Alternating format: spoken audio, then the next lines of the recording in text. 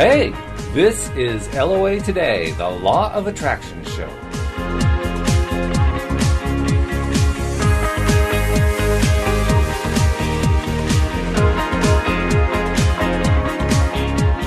Welcome to LOA Today. My name is Walt. Joel Elston is not here. We thought we had him back, but Joel's got to take a couple more weeks because, as many listeners know, he has a new gig. He is now the director of a relatively new and up-and-coming facility in the Richmond, Virginia area, and he's trying to settle in. He's trying to solve a whole bunch of problems all at once, following immediately after the death of his mother, and, he's had a lot on his plate, so we're going to give him a couple weeks off, and in the meantime, my brother and my sister-in-law are joining me again, and this week we're going to do a little bit of book reporting, because we've both been reading some books, and the books are related to the law of attraction. So, Mark, Uohna, thank you for joining me this week. Oh, you're welcome. Mm-hmm. Thank you for having us. Glad to have you. I'll tell you what my book is if you tell me what your book is. My book is a book by Shawn, who I have been a fan of ever since reading The Happiness Advantage and buying a copy of it and keeping it and rereading it over and over again. This is a sequel to it called Before Happiness, which apparently is a follow-up that came about because of his experience working with individuals and companies around the world since writing The Happiness Advantage. And trying to answer the question, what about somebody who gets that they have to be happy and they have to do all this stuff, but they just can't seem to get to the happiness zone first? What do you do in that case? That's the question he tries to answer with this book. And I guess my first reaction is, what took him so long? Let's just say I'm glad that he wrote it. And we'll go into greater detail about it as we're talking here, but this is a question I've been wrestling with for a long time, and I've been learning a lot along the way, but I'm intrigued and fascinated by what he has to say in the book. And of course, he comes with 5 steps that you can take to resolve the issue. So that's the good news too. But okay. What have you guys been reading? Well, we have been reading, because I came across Neville Goddard, that's the author, his work about a year ago or less when I was in Trinidad. Mm-hmm. And I first read Feeling is the Secret. And so I borrowed from the library the complete reader, and it's a collection of all 10 of the books that Neville Goddard wrote. And so the particular one that we've been reading is Awakened Imagination, and this is where he talks about how one of the controversial statements that he makes is that your imagination and Jesus are one and the same. That's fairly controversial, yeah. And he goes on to talk about how he gives. For me, it was very interesting because growing up Christian, it helped me to kind of relate all the memory verses that I have learned and read before. Sure. To the law of attraction, But he talks about who is your imagination in chapter 1, and then he goes on to talk about. I'm trying to find the sealed instructions, and that deals with instead of thinking of or imagining the future, he says the secret is thinking from, where you actually generate the feeling and then you view the world and act from the place of your desire already having been accomplished. Yes. So Goddard basically, he was writing in the mid 20th century, right? I'm not sure exactly what year he wrote this, but he was 40s, 50s, early 60s. Yeah. Right. So this was well before the new agey version of law of attraction and spirituality and so forth. Correct. And it also makes sense that it would have a very strong Christian component because Christianity was it. There were no alternatives during that time period. So it makes a lot of sense. And he grew up that way as well. Right. Yeah. But he also talked about how it was a struggle for him to, come to believe the way that he did, because he grew up Christian, and so when someone tried to tell him, in fact, he mentions the person who did first expose him to the idea, and his name is Abdullah, which is a very Muslim name. So he doesn't say much about the guy, but he talks about how he struggled with the idea until he fully, more by putting it in, to test in his own life, come to accept the truth of it. So. Mm-hmm. That's interesting too, because from a pure law of attraction perspective, the Bible is actually more in tune with the teachings than the Quran is. Exactly. So to have a Muslim approach him about that's really fascinating. Yeah. But what was interesting is that when he talked about it like that, then when I read certain verses in the Bible that were always a little confusing to me, they made perfect sense. Okay. So you gained some new insight from it all. Yeah, absolutely. Because he talked about your imagination and your ability to transcend the natural world and to go into the non-material world is what the person of Jesus Christ represents. And so there's that famous quotation where he says, "I am the way, the truth, and the light." And so he's saying that it is your imagination and your ability to transcend your natural world that is the way, the truth, and the light. It's interesting too. His book, he dedicates it to Bill, and Bill is William Blake, and he also dedicates it to Albert Einstein and quotes Einstein saying, "Imagination is more important than knowledge." Yes. And the reason I find that particularly interesting is that PBS has just begun to run a series directed by Ron Howard about the life of Albert Einstein. So there's a little congruity going on here. Yeah, in fact, it's a lot, because Mark and I, we talked about this, both being scientists of sorts, we always are fascinated by all these thought experiments, quote unquote, that Einstein carried out, and how he lived so much in his head or in his imagination, and how his powers of imagination were, there's no one else I know has ever come close to what he was able to do just in his head, Oh, yeah. So. And it was controversial, too, when he first was proposing his theory of relativity, general theory, and then the special theory of relativity and so forth. It was not well received by the physics community. The scientific community in general. It was basically considered to be off the wall because it was completely out of alignment with Newtonian mechanical physics. And they didn't like that very much. Yeah. And he hadn't made any experiments to back it up. Exactly. Yeah, right. Which is kind of difficult to do when you're postulating things like what happens if one person travels 45 light years. How do you set that experiment up? Yeah, and it's just a testament to his, strong ability to use his imagination. That's one of the things that Neville talks about. That it's an art, and it's a skill, and it's something that you have to develop. Of course, when you're a child, it's a lot easier, but when you become an adult and you've been admonished all your life to get out of your head and be realistic and stuff, and all that kind of stuff, you realize that you really you have diminished powers of imagination. That actually reminds me, though, what he said is that it's not so much that we have diminished powers of imagination, because it turns out that we're all imagining all the time. True, yes. It's that we have diminished powers of controlling our imagination. That's true, yes. Of choosing what to imagine and to really stick with it. Yeah, because when we worry, we imagine very well, and it just goes on and on into all the possible negative scenarios. Yes. And we could do that for hours. One of the things I've noticed in the last few months about imagining, particularly related to visualizing, I discovered that I have a condition I didn't know. I am aphantasic. What's that? Aphantasic means, or aphantasia is a relatively new name, like within the last 3 or 4 years.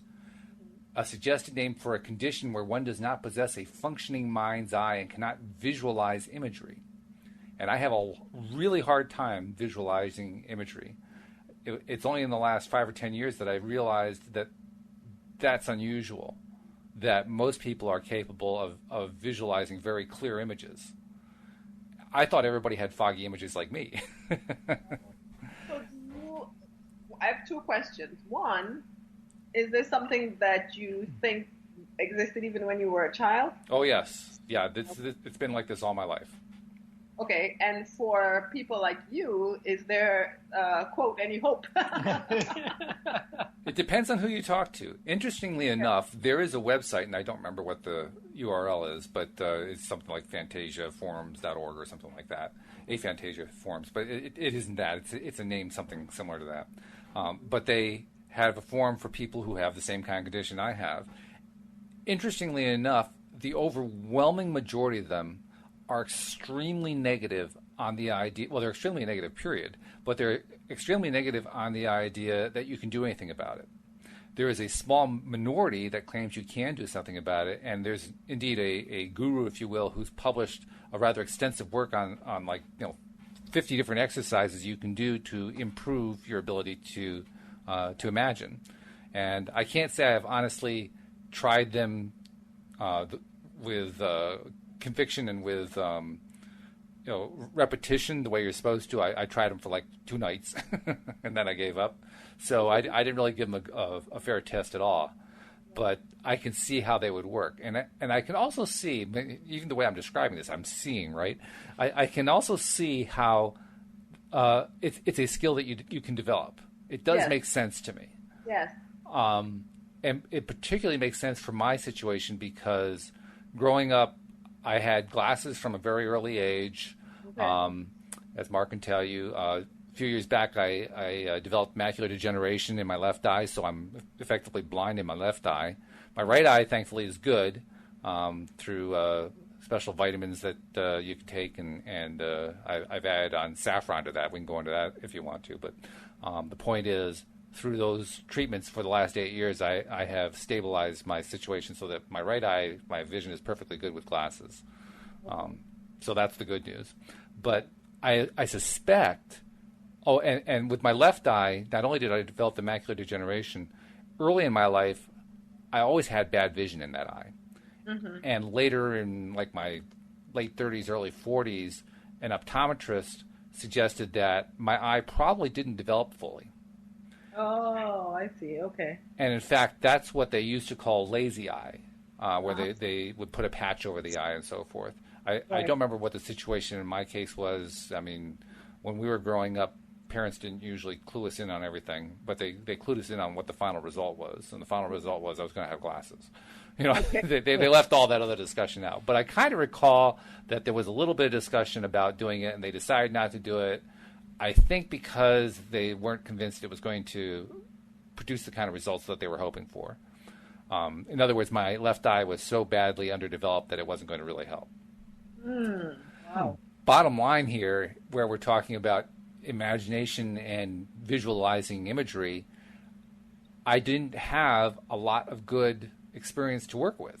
My left eye was not helpful at all. My right eye, until I got glasses, I didn't realize I was missing out on clarity. And once I had the clarity, I think what happened was that my other senses, certain other senses, had developed to the point where I didn't feel like I needed to lean on vision as much. Right. So, for instance, my sense of hearing is excellent. Okay. And sense of touch is also excellent. In fact, I've come to realize that those two senses for me are probably accentuated more than for other people. Yeah. For me, the other senses, taste and smell, are not quite as strong. But bottom line is, I end up doing a lot of my visualizing abstractly and through hearing. So I can visualize hearing. I can hear, for instance, entire songs. I can hear entire orchestrations in my head. Right. And have been able to do that for a long time, ever since I can remember, really. Wow. And again, that was something else I thought everybody else could do, and I found out, no, they can't. And So I'm missing one thing, and as so often happens, I am compensated with another thing. So Yeah. what I found is I had to redefine what it means to visualize. right, and that's the key. That's what I was getting to, because one of the things Neville talks about is the fact that it's about generating the feeling. You're using the visions to generate the feeling. So if you can generate the feelings through another sense, your hearing or smell or whatever, then you've effectively done the same thing. And the feeling certainly is important because I became very good at imagining things abstractly, but abstraction doesn't have any emotional content. So that was always unsatisfying, shall we say? Although imagining songs in your head, hearing them in your head like that, Yeah. that's got to be part of imagination. It is. And so the next question is there in your mind, are there associations between certain sounds or songs, either one, that are associated with certain emotion, especially happiness? Oh, yeah.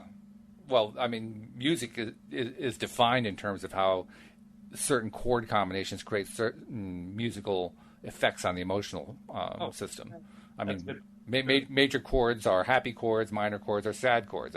I mean, I think you don't have to be a musician to know that that's true. Most people realize that, and there are other kinds of chords too that have other kinds of emotional content. And so, for instance, you have the augmented chord, which if you were to hear it, you would say you would associate it with suspense. Or if you heard a diminished chord, you would associate that with melancholy. There are a lot of very well-established chording and melodic sequences that have very definite effects on the emotional system and the nervous system. Yeah, and so the idea is, as I'm reading, I'm realizing that, based on what he wrote some 50 years ago and what we've learned since about how the brain works and the subconscious and all that kind of stuff. And so, like I said before, what he's trying, the goal is to get you out of the world of your senses, which is kind of strange. So it's getting you out of what you can see physically and hear, and helping you to create a world, create another world, something other than what you see every day or you hear every day or something. So whatever way you can generate that or create that, because one of the suggestions that he gave was for people who were having a difficult time, creating visuals and holding on to them for an extended period of time such that they could extend it and help it expand. What he said was to start like writing. Start with the sentence that defines the objective or the goal or the vision. Start with that and then create a story around it and just add and add more details as much as you can so that it builds and it grows and it helps you then to eventually be able to generate that feeling one way or the other.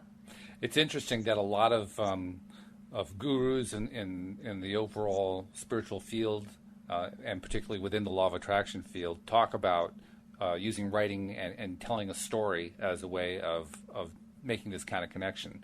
Yeah. They all describe it a little bit differently, but it all amounts to the same thing. Yeah. I remember the first few times I tried to sit down and start to write my story, and I found myself hitting a wall really quickly. I suspect it's a wall that a lot of people run into. And the reason that we run into the wall, well, there are two reasons for it. One, unless we as individuals are skilled storytellers, and I've actually written a novel, but I still had trouble doing this. Unless we're skilled storytellers, most of us don't know where to begin to tell a story. True, yeah. And secondly, storytelling is extremely powerful. Yes. But if you are not telling a story that you're making up, you're basically just drawing on your own experience, which is the way most writers learn how to write, by the way. They learn to write from their experience rather than just imagining stuff. So what he's talking about, it makes sense that it would work to do that, but it also makes sense that it's hard for people to get it going. Yeah, yeah. And this is something that I think can help. It's not mentioned in the book, but just from my own experience, writing, especially creative writing. So again, you start with that defining statement, and then you try to answer the questions of what you learned in grammar school: where, when, why, how, and then you hopefully you can give descriptions of what you're hearing and what you're seeing, if you're seeing anything. Right. But even if you're not seeing, you can hear sounds, you can hear conversations, you can hear, like you said, you have your vision problem, but your sense of hearing is a lot more. Because I think for me, my sense of hearing is not as fully developed. I'm very what's the word? Sorry, I know there's a different word, but I feel everything. Okay. No, not that. I feel it like emotionally. I feel it. I resonate with people. I can their vibes and how things make me feel. I think the word you're looking for is empathetic. Okay. Because somebody who's empathetic is somebody who taps into connecting to somebody else emotionally. Right. But I didn't want to say empathetic because empathetic tends to limit it just to people, but it's not just the people. It's to environments, to sound. Okay. So like the wind, I can feel the wind, which is, I know, kind of weird, but I can feel the wind, not like on my skin, but I can feel the wind in my heart. That's cool. Quote unquote. Yeah, so you try to think about and write about how it makes you feel, and so like you're imagining you're going on a trip and you're imagining what you're seeing and what you're hearing and what you're doing and what people are saying around you or what other sounds there are, and then hopefully that'll help you get to what you are feeling, because that's the key. Because when you get to that place of feeling as though the dream is realized, that's when you start attracting that into your reality. Okay. Yeah. Well, that's certainly consistent with what other law of attraction teachers have told us. Yep. So that certainly makes sense. Yeah. So it's quite interesting. We've been reading it, Mark and I, and kind of. Have you tried it? Yes, we've been trying it. I tell you, it has helped. I'll tell you one way it helped me in my writing. I'm, writing my dissertation for my PhD, and describe the process. Yeah, that's a feeling I think most people have the first time they try to write for themselves. Yes, exactly. It's like you have all these thoughts, and it's all everywhere, and trying to make a cohesive prose about something. It's like because if I'm talking, I ramble everywhere, kind of. But I'm trying to hold visions of me having completed the task for the day, but more importantly, feelings of me having completed the task. And that has helped me, because that feeling then, one, it alleviates the stress of all the other feelings that I go through, including being inefficient and incapable and incompetent and all that. So, I replace those feelings with the feeling of, okay, I've done it. It's done. Okay. And then I can, talk about like what I'm going to tell Mark when he gets home about how well it went, and, what I can do after I'm done, and operate from that place as opposed to, the angst of trying to get it done. And it has helped a lot. Well, that's good. That's effective then. The idea of focusing on how it's going to feel, that also is a major theme that you hear over and over again. And the fact that you're able to pull that off is, well, first of all, it's a testament to what you were saying, that you have this strong empathy, not just for people, but for environment. And secondly, that you're able to tune into it at will. So essentially, you're tapping in with your greatest strength, which is the best way to do this stuff anyway. Definitely, yeah. That's something I've been trying to focus on with my hearing. How can I tie in my hearing to attract, to focus on what I want to focus on? Louise and I have been off and on. We're trying to get back on doing daily affirmations together. We also do 3 positives in the evening. That one we're pretty consistent about. But we're trying to get the morning thing going too. We had it going for a while, then we stopped. But we've got it going again this morning. And one thing that we do after we do our affirmations, we have these written affirmations that we put together. We play music. We play some sort of happy, upbeat type tune to get something going from a musical perspective in our heads. And that's just as effective, I think, as the affirmations. For me, anyway. I think for Louise, too. Because, well, first of all, it's a nice way of kind of, signing off what you've been doing. And secondly, it carries over a lot easier into the next task that you're doing. It sticks with you longer, is I guess what I'm trying to say. Or it sticks with me longer. Maybe I should put it in the first person and say, this is the way it affects me. I don't know how it's going to affect you. Right. It's all about the feelings, Yeah. Well, you played this morning. We played Pharrell Williams' "Happy" song, and it sticks with you. It just sticks with you. Yep. I think it probably stuck in my head for the next half hour while I was, getting onto programming class. Wow. Okay. I used a technique a couple days ago to practice this, where I remembered some of our happier times, my happier times in my life, and I know I'm pretty sure yours too. Visiting our parents when they lived on the lake. Oh yeah. And going boating, and if there are times where I'm reminded of that, just because I hear something or I smell something or I see something, and it just triggers a memory. Right. And that happened a few days ago, and so I thought I'd go with it, and so I started to really go back and remember all those great times and on purpose. And I intentionally stuck with that throughout the day as I was going about the day. No kidding. And I did that explicitly to try to practice feeling from what's happening around me. Yeah. Oh, that's a powerful place to. Yeah, and it worked.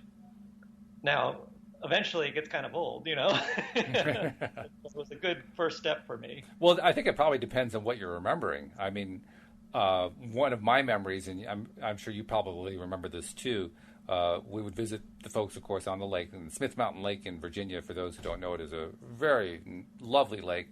It ranges anywhere from 1 mile to 2 miles wide, and it's about 12 miles long, and it's got all these little rivulets and so forth, all kinds of places to explore by water. So we would do a lot of boating. And one of my most vivid memories is when we would be out on the pontoon boat as a group, and we'd be out, doing some stuff, and we'd come back, and Dad would be waiting for us on the dock and waving to us as we came in. And he just did that regularly because he liked to greet us after, here we were visiting, so that was one of his ways to connect with us. Well, I have very strong emotional connection to that. So anytime I think about that, I just get this overwhelming flow of emotion. It does not matter how often I think about it. So I think it depends on what you're thinking about. What was that? I'm curious whether you actually see your dad waving to you as you're coming in. I mean, is that a vision that you have? It's one of the stronger visualizations I have. It's not real clear. Okay. It is in color, which is good. That's something I usually have trouble with. And a lot of it is abstract rather than image. Okay. But I can kind of piece together the one connecting image, I guess, that I'm able to lean upon as I'm remembering it is my dad had this hat that he would wear, and it was very distinctive for him. So as you're coming into the dock, one of the first things you saw was him standing there in his short sleeve plaid shirt with his hat on. And it was very iconic. I guess that's what I'm trying to say. So I would remember the icon of that, and then I can kind of sort of fill in some of the visual details. But for me, it was more of just the emotion associated with it. That's what I feel the most. And then as I feel that emotion, then I start to fill in some details imagery wise. Yeah. That is the big challenge from all we've read, and we're reminded of it in this book as well, is that the struggle is in keeping these. Is not just imagining, but continuing to imagine, and maintaining conscious control of your thoughts as a result, right. as opposed to letting your mind think what it wants to think, which it does so well. We have all these habits in our lives, and the habits really are mental when it comes down to it. And they are, I guess there are neurological reasons why it's so, and we've talked about this before. Yeah, the actual connecting neurons that form those memories. And so some of those connections are actually physically stronger than others, right. and some of them get weak over time. But the good news is we can generate new connections, and we can even strengthen old ones or new ones. We know how to do that now. And just to quickly go over it, the more you run the memory, quote unquote, the stronger the connection becomes. And of course, if you add emotion, research has shown that adding emotion to it actually tells the brain, this is important. Let's put some, what do you call, we call insulating, but it's not actually insulating, but put some actual extra reinforcement on this connection to make it stronger. Right. So now, does Goddard get into the whole thing about positive versus negative emotions and tying into one versus tying into the other? No, but there's another book that he's written called Feeling is the Secret, and that one comes next. So we'll tell you next week. Oh, okay. Well, that's fair enough.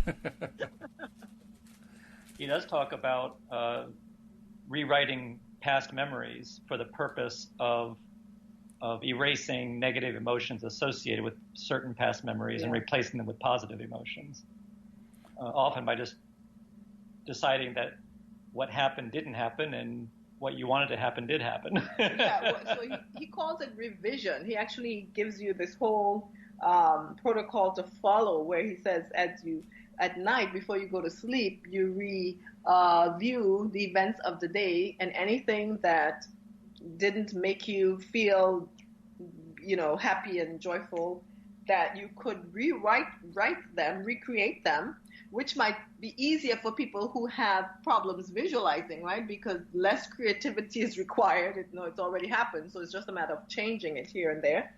And then making it more favorable to you, such that it creates a positive memory and a positive emotion that's associated with it. And, he talks about the benefits of that for you. It helps you to, of course, erase the negative memory and emotions, but it helps you to find ways to recreate new memories and emotions. So it's almost not almost, it's changing what's being laid down in your subconscious. So. Well, it's interesting you should mention that, because I am able to do that kind of mental rewriting now. But when I first started to explore this whole concept of the law of attraction and positive thinking and so forth, I had a lot of trouble with it at first. Basically, my scientific side of my mind would get in the way and say, well, that's not true. That isn't what happened. And there's a very strong human tendency, I think, to insist on sticking to the truth of what happened rather than allowing ourselves to change the fundamental memory to a more positive form. Yeah, and what's interesting is that neuroscience has shown that we do that all the time. That, in fact, when we remember certain events, remembering, some neuroscientists believe, is just a recreating of the event. And so sometimes we add stuff that didn't happen, and we take away stuff, we misremember. And so the memories always are being recreated in one way or the other. So we're doing that whether we are aware of it or not. So now he's actually telling you to be more intentional about it, because there are benefits to doing it that way, so that you can recreate it more positively. Because I know from experience, I've had events that have happened to me in my childhood, and I'm sure they weren't half as bad as I remember them. and that's what tends to happen. You had a conversation with someone, and they might have said something what you didn't like or whatever, but then you rehash it over in your head, and it becomes worse and worse every time. Oh, yeah. It's a very common thing. In fact, Joel talks about it a lot from his psychotherapy practice, where Now, people get caught into these never-ending loops of negative experience, and they just keep reliving stuff over and over and over again. And it's not just in therapeutic circles. I mean, you can see evidence of it in society at large. I mean, it's in politics, it's in the news, it's in almost every major aspect of our awareness. People just have this tendency to keep replaying old tapes. And sadly, so many of the old tapes are negative. Yes. Yeah. So that's why he's right. This is a skill that we need to learn, and I have been trying to learn it, and I have made progress. So I'm happy about that. I'm glad that I've made some progress, but I also have a ways to go. So onward and upward. That's the way I look at it. That's right. Are you less haunted by certain memories now? Is that the progress you've made? How would I measure it? I don't. I'm not sure if it's about being less haunted by memories. I don't think that's really it. I think it's more of because I have been training myself to catch myself whenever I am focusing on something from the past, particularly if it's negative, and kind of flip the switch and say, no, I'm going to focus on this instead, and this being something that's current and positive. It's taken a long time to develop that habit, but slowly, painfully slowly, I have developed it to the point where now I can do it pretty consistently. I used to be haunted not so much by old memories, but by the tendency of my subconscious mind to feed me negative stuff, whether old memory or recent stuff or whatever, at the most inconvenient times. It felt like it was completely outside of my control. Right. Now, I have gotten really good at not only recognizing early on that it's happening, but stopping it. Yes. And replacing it with something else. Because that's the key. You have to replace it with something else. That's what has made the biggest difference for me anyway. Having some little mechanism to kick into gear whenever I'm noticing, I'm focusing on all that crap again. Yeah. Time to switch over to how beautiful that blue sky is, Yeah. Or anything, petting the cat. It doesn't matter what it is, as long as it's something current and positive. And by sticking to that pattern of notice it, change, notice it, change, notice it, change, I've gotten to the point now where I don't really notice much about my past anymore. It doesn't really enter my head as much as it used to.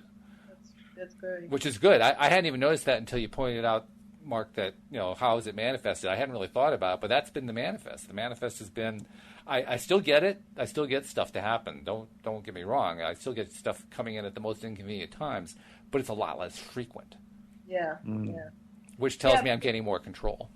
That's true. And the thing that tells you is what we've learned, not just from Neville Goddard, but all the other authors that we've read about what vibrational state you're in. So if your mind, your subconscious, whatever it is constantly feeding you memories that are not, positive, then your default vibration, as it were, is always the low one that attracts other negative things. And so the more you try to change that, you gradually raise your vibrations so that it becomes, the default is then higher than it used to be. And from a scientific point of view, right, so neuroscientists who don't necessarily believe in the law of attraction, they have shown that what happens is there are certain areas in your brain, and I've mentioned this before, in particular the amygdala, that is, among other things, known as the fight or flight or the fear or the frustration or whatever you want to label those negative energies. It's in charge of that. Ideally, it's designed to protect you from danger, right? And where exactly is the amygdala, just so we can cover the physiology of it? It's in the center of your brain, if you want to. Okay. That's close enough. Yeah. Two almond-shaped little balls kind of thing in the center of your brain. And so it's supposed to alert you to danger. But what happens is it becomes overworked and overexcited, and so it's almost stuck in a heightened state, and so it's easily aroused. And in some people, it's always aroused, And what happens is they've shown through imaging, they show that for some people, that part of when they take images of the brain, the amygdala is always red, orange, showing that it's always heightened and lots of blood is flowing there. But they've shown also that people who, one, meditate, they have reduced blood flow to the amygdala, because instead of the blood flowing to the amygdala, it flows to the frontal lobe, which allows you to then be more aware and to be more in control of your response to things that are happening. But they also show that with practice, you can reduce the size of your amygdala. So you can reduce the activity as well as the size of it, so that it doesn't become such a major force in your life. So I think your amygdala has gotten smaller. On behalf of my amygdala, I thank you. Well, it's interesting because, as I mentioned, I'm reading. I've actually only just started. I'm about 20% into it, but I've been reading Shawn Achor's book, the sequel to The Happiness Advantage, called Before Happiness, subtitled "The 5 Hidden Keys to Achieving Success, Spreading Happiness, and Sustaining Positive Change." And as I mentioned before, his biggest concern that he's trying to answer with this book is, what do you do with somebody who is having trouble finding happy stuff to focus on? Yeah. And as he described in his introduction, he says, I began to realize that if we wanted to create a real, long-lasting, and sustainable change, we needed to show people how to fundamentally change their reality, the entire lens through which they viewed their world. Well, that's what you're talking about. Yep, exactly, exactly. And he provides 5 steps, which I haven't read in detail, but he does have an outline of them in the introduction. The 5 steps are, number 1, choose the most valuable reality. So that ties in directly with what Goddard's talking about. Mm-hmm. Number 2, map your meaning markers, how to identify and chart the best route to accomplishing your goals. Not quite sure what he means by that yet, but you can kind of get a sense for it. Yeah. Number 3, find the X spot, how to use success accelerants to propel you more quickly toward your goals. That sounds to me a lot like if you're in the zone, more good things happen. Right, yeah. And then point number 4, cancel the noise, how to boost the signal that points to greater opportunities, possibilities, and resources. Well, canceling the noise, that sounds like what we were talking about in terms of turning off the amygdala. The amygdala, definitely, yes. Yeah. And then point number 5, create positive inception, how to amplify the effects of a positive mindset by transferring your positive reality to others. And that's a key point for him. I haven't gotten to that part of the book, but I just know from the Happiness Advantage, social connectivity plays a gigantic role in the success level of people. That the scientific studies keep showing that over and over and over again. Whoever is the most socially connected is the one who tends to be the most resilient, who tends to stay the most positive, who tends to have the best success, and so on and so forth. And that sounds like what he's kind of pointing to with this one. How to amplify the effects of a positive mindset by transferring your positive reality to others. So he's basically trying to come at that same point from the opposite direction. And that's what's got me wanting to read the rest of the book to find out what that's about. Yeah, as you were reading it, I immediately thought of I thought of the man whose name I forgot. The Apple founder. I can see him, a visual of my head. Steve Jobs. Yes, because the biographer mentioned in many places in the book how Steve had this reality distortion shield around him. Yep. And everywhere he went, people would get caught up in that reality distortion field, basically. It's almost as if he would, brainwash them into seeing reality the way he saw it, and it was an amazing ability that he had that contributed to his success. Oh yeah, he had a very strong ability to not only imagine how things could be, but to convey that to other people in a way that was tangible. It had feeling, it had texture, it had reality, much far beyond what they were used to from their own minds. That's where I think the big attraction was with him. And the other thing was that we read in the most famous TED Talk ever given, the one with the most views on YouTube, is the Begin with the Why, Remember that?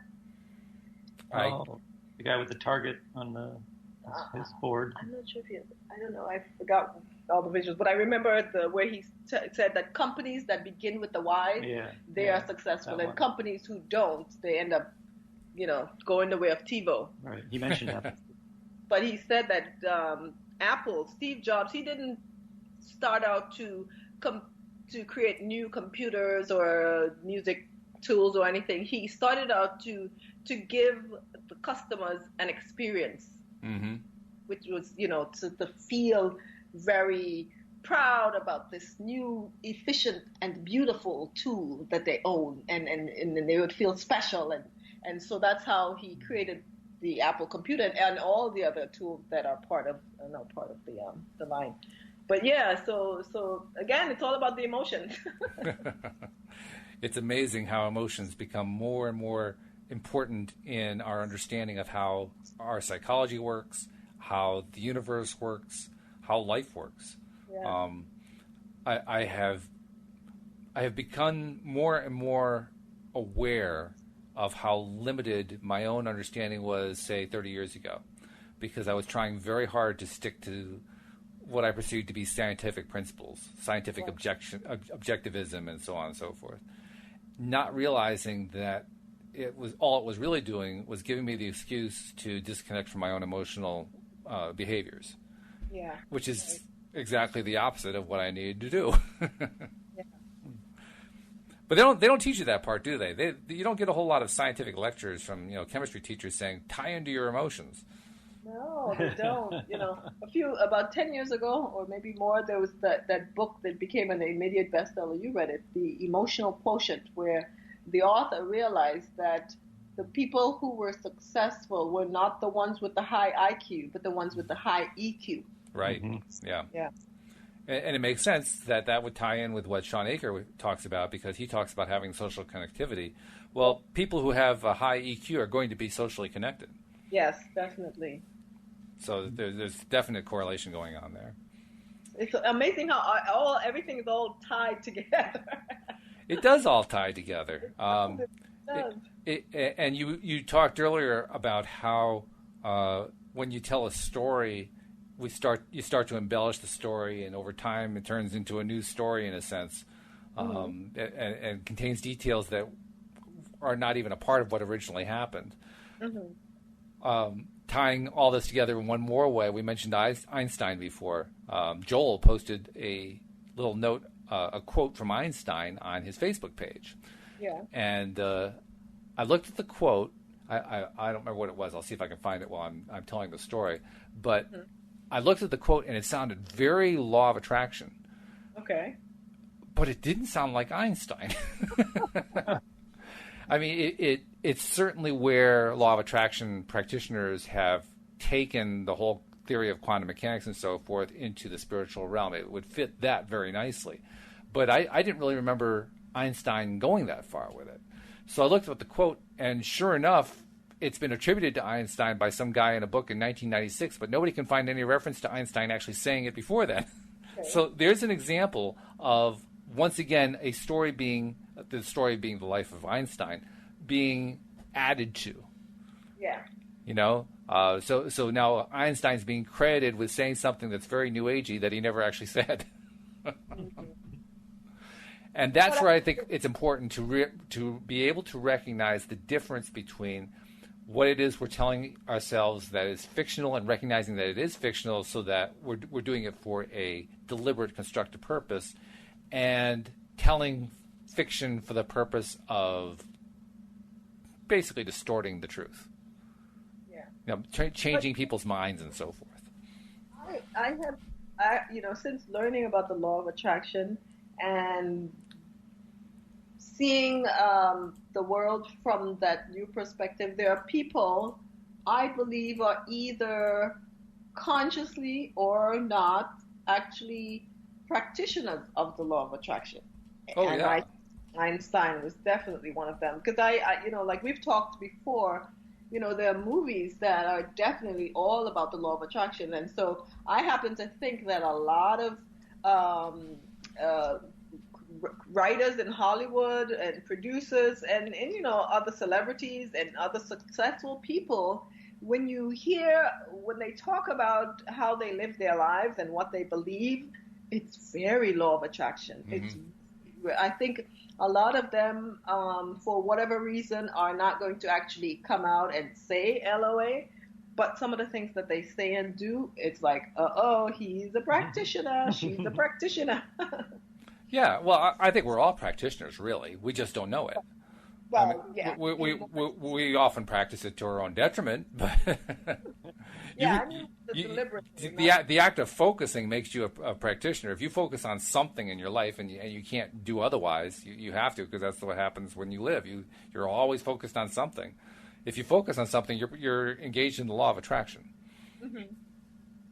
So it's actually unavoidable. Sorry, guys, you can't avoid it.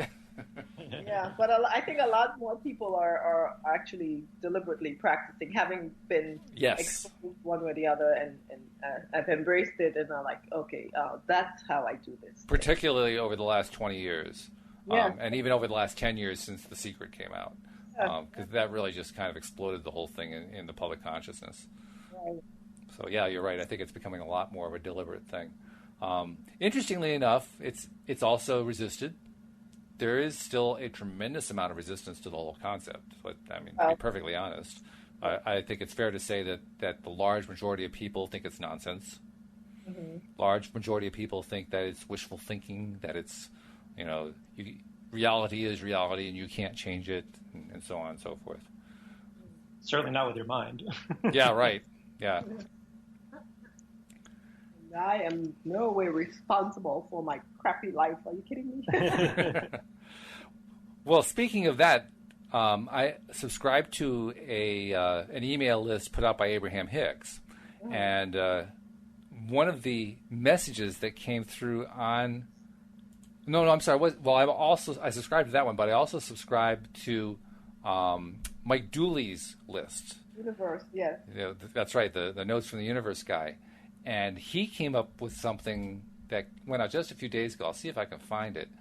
But it essentially nailed down this whole concept of we are responsible for everything that happens in our lives, which is a tough concept. That's one that gives people a lot of trouble. It's given me a lot of trouble.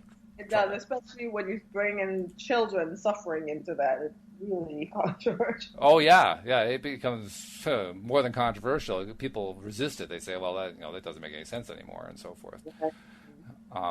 But let's see, can I find it here? Well, this isn't the one, but here's one that actually comes at it from the other side, so to speak.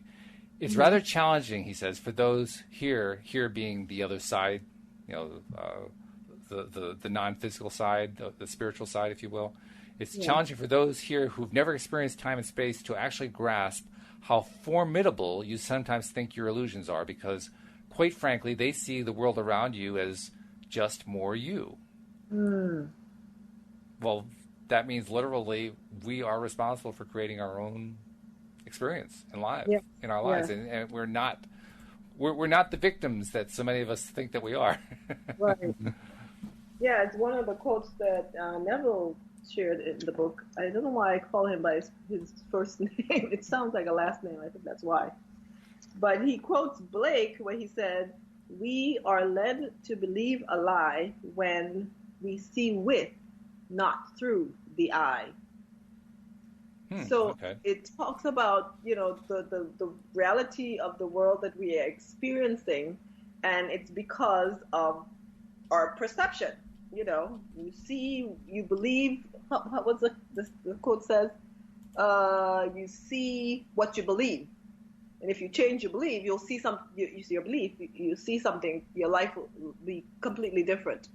It's like the idea of there could be things around you that you're just not aware of because, firstly, you may not even believe that they exist, or other reasons. But the minute you change your belief, the world around you doesn't change, but you see different things. And so it's all a matter of the one who's doing the looking and the perception or the perspective from which they're looking. I actually found the Abraham Hicks ones. It was Abraham Hicks, and there were two of them, so I'll read them both. Okay. The first one actually comes from one of their talks that they gave in 1999. It says, whatever you are giving your attention to is already vibrating. And when you give your attention to it, if you maintain your focus for as little as 17 seconds, you begin to include its vibration, whatever it is, in your vibration. When you see something you want and you give it your attention and you say yes to it, you are including whatever its vibration is in your vibration. When you see something you do not want and you shout no at it, you are including whatever its vibration is in your vibration. So in this vibrational world, which is everything, you are far more vibrational beings than you are verbal beings. Yeah. Very key point there. You are communicating with everyone far more on a vibrational basis than you are on a verbal basis, and you're doing it by what you're paying attention to. Right. Yeah, definitely. That's sobering indeed. Yeah, it is. In fact, the other one also kind of really nails it home. This actually came today. It's not necessary for you to exacerbate your contrast with struggle in order to get into a higher place. It's not necessary to suffer in order to give birth to desire. But when you have suffered and you have given birth to desire, well, so what? You've got a desire. Turn your attention to the desire. Think about where you're going, and never mind where you've been. Don't spend any more time justifying any of that stuff. Well, that's what I've been trying to do for the last 10 years. Learn how to focus on where I'm going, not where I've been, on what I like and not what I don't like. And they're right. The more that you focus on that, the more good things happen. Yeah, because, the work, quote unquote, it happens within. It's what's happening in your mind, in your thoughts, in your subconscious, more so than, what steps or what actions you take. And that's what I'm learning slowly, so painfully slowly, because I'm always thinking of what to do next, what I got to do, what work is involved, how I'm going to negotiate this, as opposed to sitting down and trying to recreate the event, whatever it is in my mind first, and then let the feeling direct what action, what steps I take. One of my favorite authors always says, it's one of his quotes, Gary Zukov. He says, if you don't go within, you will always go without. That's essentially the difference between a human being and a human doing. Yes. Yes, and human being is much better. Yes. Not that doing is bad, doing is good, but the being comes first.